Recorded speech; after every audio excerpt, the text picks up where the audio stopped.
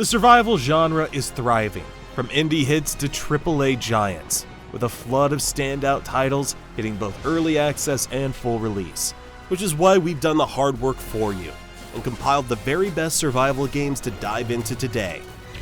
The core, the deep. Abiotic Factor is a co-op survival game that drops you into a top-secret research facility gone horribly wrong. And it's a wild ride of science, chaos, and teamwork. Think Half-Life meets The Forest, as you and up to 5 friends play as stranded scientists, trying to escape an interdimensional disaster. The game's strength lies in how well it blends classic survival mechanics, scavenging, crafting, base building, with unpredictable anomalies, bizarre creatures, and portals to terrifying new realities. One moment you're barricading a lab against mutants, and the next you're venturing into a pocket dimension where physics no longer apply. It's tense, weird, and incredibly fun. While the combat and AI can feel janky at times, and some systems still need polish, the sheer variety of encounters and the personality baked into its retro-futuristic world keeps things engaging. If you love co-op survival with a dose of 90s sci-fi horror, Abiotic Factor is worth diving into.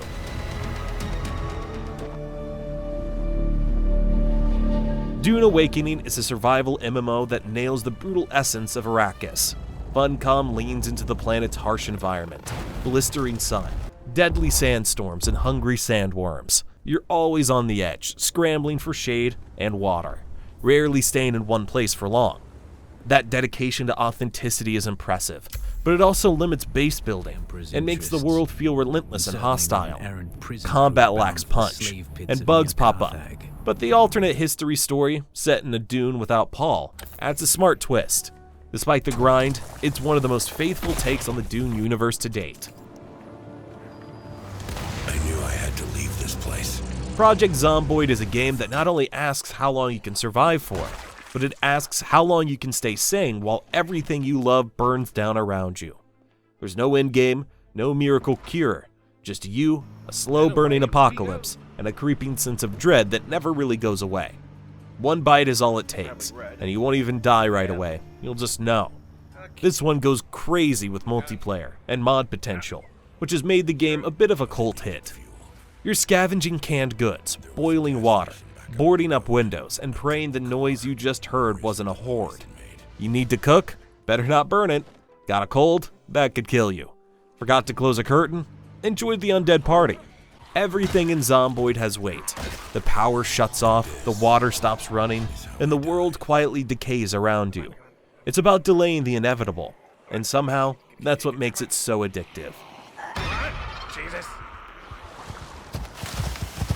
Icarus is a brutally unforgiving PvE survival game that leans hard into realism and high-stakes decision-making. Set on a terraformed planet gone wrong, you're dropped down from orbit to complete timed missions, gather resources, and escape before the clock runs out, or risk losing everything. Its unique hook is that progression doesn't just mean building better tools or bases, but surviving long enough to bring your knowledge and tech back to the orbital station. That persistent sense of risk makes every trip feel intense. The survival mechanics are grounded and often punishing. Oxygen, food, temperature, and wildlife constantly test your preparedness. While the grind can get repetitive and solo play is far less forgiving, Icarus shines in co-op, where teamwork becomes essential. The visuals are stunning, storms are genuinely terrifying, and when things go wrong, and they often do, it's all part of the fun. If you crave challenge, Icarus doesn't hold your hand. Enshrouded blends survival, exploration, and action RPG elements into a world that feels both mysterious and dangerous. You're dropped into a decaying realm cloaked in a toxic mist, the shroud that slowly eats away at your health. Above ground, you're scavenging materials, building bases, and unlocking new tech, while below you're diving into ruins and dungeon crawling with enemies and secrets. What I love about this one is the satisfying combat and progression. You're customizing your playstyle with skill trees, spells, and crafted weapons, and it all feels responsive. The shroud acts like a soft timer, pushing you to explore smart and retreat before things go sideways. It's got that Valheim vibe, but darker and more focused on moment-to-moment action. It's like your survival games with a side of mystery and a bit more bite. Enshrouded is the one. Alright, so this next one throws you headfirst into the Amazon and dares you to survive with zero hand-holding. Green Hell is a true jungle survival sim. One minute you're admiring the scenery, the next you're hallucinating from a parasite you picked up from drinking river water. The jungle is not the backdrop, it's the enemy. Every sound could be a predator, every plant could poison you, and even standing still can be fatal if you don't watch your vitals. You gotta manage your hunger and thirst, and you're checking your limbs for leeches, crafting splints for broken bones, and trying to stay sane as the isolation kicks in. The survival mechanics are deep, punishing, and weirdly addictive once you're in the zone. Play it solo for the full descent into madness, or bring your friends and argue about which berry kills you. Either way, Green Hell is raw, immersive, and absolutely not for the faint of heart. Everything will be fine. If you're planning to pick that one up, don't pay full price. This video is sponsored by Instant Gaming, where you can grab digital game keys for way less than the usual price. We're talking 90% off on Steam games. It's super fast, you pick up a game, get the code instantly, and you're downloading in minutes. I've been using them for years and saved a ridiculous amount. So if there's anything on your wish list, or something from this list that caught your eye, check out Instant Gaming through the link below. Helps the channel out and you save some cash. Win-win. A lot of you have asked for this one, and so let's talk about it. Palworld. This is basically what happens when someone looks at Pokemon and says, what if we made it into a survival base, gave it guns, and made the entire internet lose its mind? This game is chaotic in the best way possible. You're catching creatures, sure, but you're also making them work in factories, defend your base, and yes, use actual firearms. It's one of those games that thrives on sheer absurdity. Is it balanced? Not really. Does it make a lot of sense? Absolutely not, but it's hilarious. It's the kind of game where the ridiculousness is half the appeal, but sometimes that's exactly what you want. And while people love to argue about whether it's just a Pokemon ripoff, the fact is, no other game lets you build an entire industrial empire off the backs of creatures quite like this. Getting started in Rust can be a bit of a pain. After waking up naked and clueless, you'll spend hours smashing rocks and chopping down trees like a Stone Age drone. And chances are that you'll end up a snack for wild animals, before you've had a chance to put a little base together. Once you're able to protect yourself though, Rust's appeal becomes more apparent. A gathering expedition is a lot more exciting, and there's a chance you're going to get into a shootout with packs of other players. The competition creates predators and prey, which can lead to highly imbalanced fights, but that makes it all the more satisfying when you start fighting back and winning. Rust isn't just a survival game, it's a lesson in trust issues. What I love about it is its sheer unpredictability. One moment you're scavenging scraps and peas, and the next, a naked guy with a spear is chasing you down. Maybe you've built up a fortress and are feeling pretty secure, until a group of raiders with explosives decides otherwise. It's chaos, but it's also what makes Rust so great. People sleep on how weirdly compelling Terraria's story is. You don't get cutscenes or long monologues, but the game does have a narrative, buried in the world itself. You land in this empty land, build a shack, then dig down, and suddenly it's Lovecraft. The bosses all have lore, there's a cursed jungle temple, a floating space cult, and a whole underworld run by a demon lord. Everything escalates.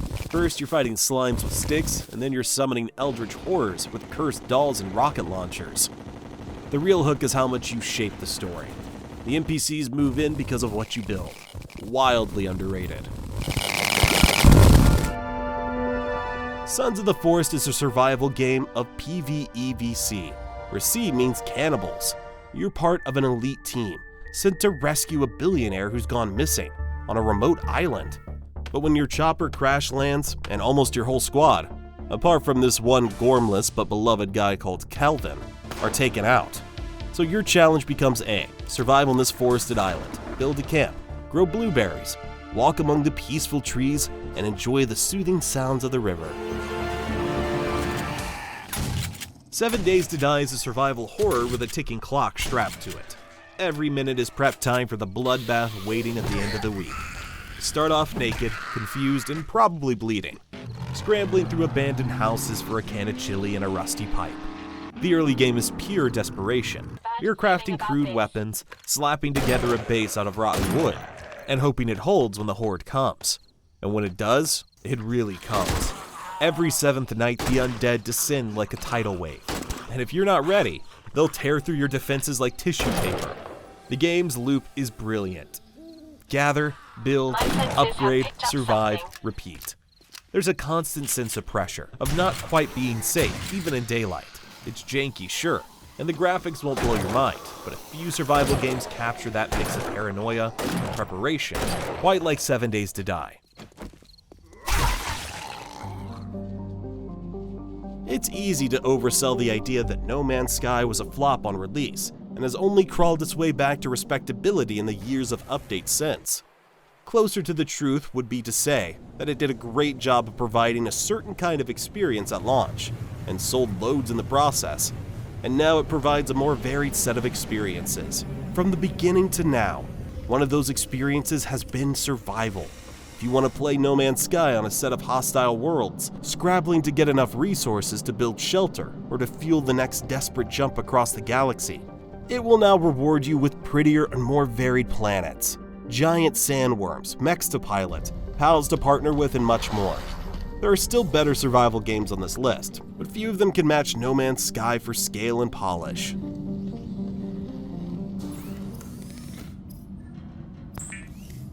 Survival games don't come more alien than Subnautica, or less hospitable to human life. And though a sequel, Subnautica Below Zero, came out in 2023, it's still building upon a foundation set by the original. Stuck on an underwater planet, you must delve below the waves to find food and resources, eventually constructing your very own underwater base and submersible vehicles. 3D movement and a lack of oxygen make even the mundane act of gathering bits of scrap a tense adventure. Danger can come from any direction, and if you stay underwater for too long, you'll get a nasty reminder that you're the alien on this world. Vehicles, air pumps, and oxygen tanks allow you to stay under for longer, however, and the more familiar you become with the world, the more the ocean starts to become home. As they did. DayZ is a survival game in its rawest, most brutal form. It dumps you into a massive open world, armed with nothing but the clothes on your back and a prayer, and says good luck.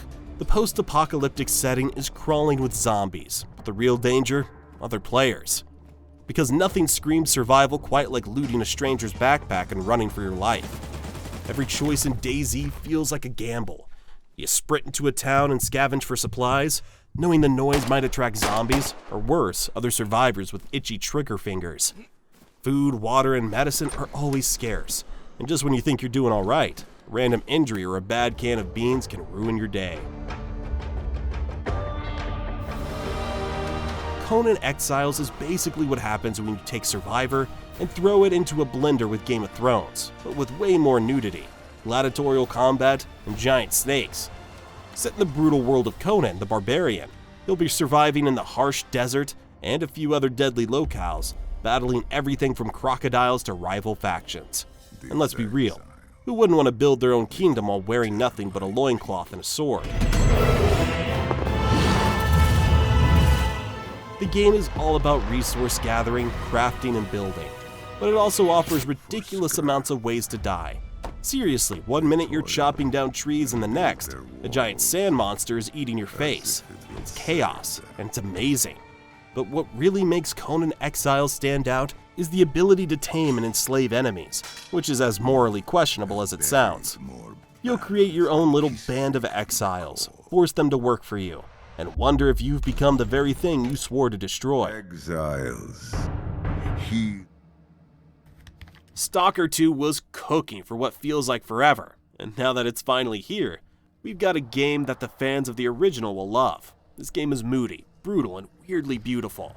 You're dropped into the Chornobyl exclusion zone, a massive open world full of mutants, anomalies, and dudes who will absolutely shoot you for walking into the wrong shack. What sets it apart is how corrupted everything feels, and I'm not just talking about the enemies. The zone itself is the main character here. 1 minute it's calm and eerie, the next you're sprinting from a bloodsucker and getting zapped by an invisible electro-death vortex. It doesn't hold your hand either. You're scavenging, managing your gear, and constantly feeling one bullet away from total disaster. This game is definitely a good one for people who like survival horror and open world games, and definitely for fans of the Fallout and Metro series. No cruelty. Minecraft might look like a kid's game on the surface, but survival mode can be downright ruthless if you're not paying attention. That first night, pure panic. You're punching trees for wood, scrambling to build a dirt shack before the sun sets, and the monsters come out. Because when they do, they don't mess around. Zombies, skeletons, creepers, especially creepers. One wrong step and your whole base gets turned into a crater. It's a game of constant balance. You're managing hunger, health, and inventory space while trying to explore deeper caves or fight off mobs with half-broken gear.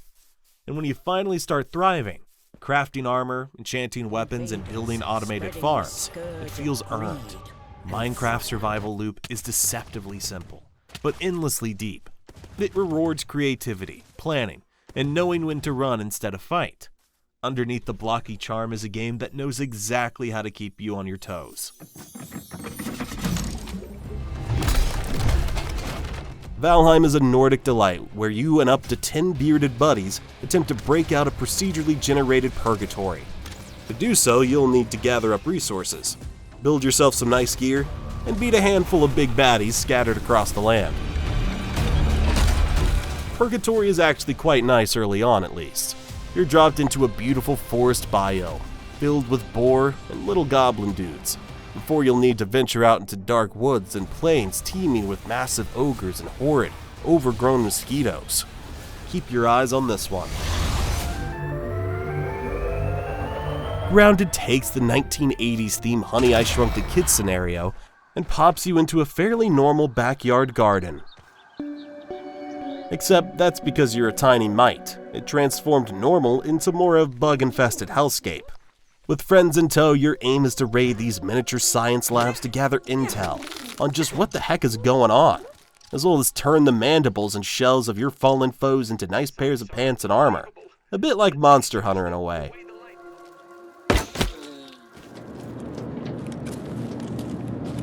Escape from Tarkov is summed up best by saying winning is simply a case of getting out of the vast levels with more stuff than you entered with. It might be an online survival FPS, and play a bit like a battle royale, but the goal is as simple as making it out alive with stuff, so long as it's boar stuff. To do so, you'll need to contend with unwelcoming dark corridors, NPCs who can drop you in a heartbeat, and other players who, and you can't blame them, just want to escape too. As you may have guessed, the game isn't like a Call of Duty or Apex Legends. It's brutal and unforgiving, with gunplay that leans hard into the pseudo-realistic military sims. Still, if you can embrace its grittiness, there's a great deal of stories to be had here. Progression is Ark Survival Evolved's greatest feat, as you slowly transform from a washed-up cave dweller into a dinosaur-taming legend. If you're a dino fan, then you're well catered for here, as you're eventually able to use them as forms of transport or the equivalent of combine harvesters. Expect lots of collecting fibers and fur to craft boots, maybe a spear to fend off enemy players or protect your allies. And if you're a fan of the traditional first-person survival sim, then you'll find plenty to like here too. Don't Starve isn't just a survival game. It's a psychological test designed to make you question your life choices. You're dropped into a spooky, dark world with nothing but your wits and a few basic tools. Let me tell you, the world is out to get you. You'll be fighting off weird monsters, trying to keep your sanity intact. Spoiler, you won't. And foraging for food so you don't starve, which is, the point. The game's charm is its dark humor and quirky art style. But underneath the weirdness is a truly unforgiving survival experience. Your character is always on the edge of madness, and every little thing you do, chop a tree, light a fire, or even pick a flower, drains your sanity just a bit more. And let's not even talk about the nightmarish creatures that'll try to eat you. Who knew a game about not starving could make you feel this paranoid? But hey, at least you get to play as Wilson, a scientist who looks like one bad hair day away from losing it all. Don't Starve is the game that reminds you, survival is hard. You're probably gonna die, and you'll be totally okay with it because it's all hilariously messed up. What if the world was freezing over and you were the last hope of humanity? That's FrostPunk, and the sequel doubles down on the tough moral choices and grim survival mechanics that made the first one so intense. In FrostPunk 2, you're managing a society on the brink of collapse, and also dealing with the rise of industry, trying to decide whether you'll embrace progress or stick to traditional survival. Every decision is a moral struggle, and the stakes are as high as they can get. Love the city building here and the choice-driven gameplay. It makes the title truly unique. The game's actually quite difficult too, which might appeal to some of you, and that's what makes it so satisfying. If you love games that challenge your sense of ethics, survival, and leadership, FrostPunk 2 is gonna make you think long and hard about how you lead. Guys, thanks for watching, and let us know your favorite survival games in the comments down below. And keep watching GameWise. Thank you, and we'll see you again soon.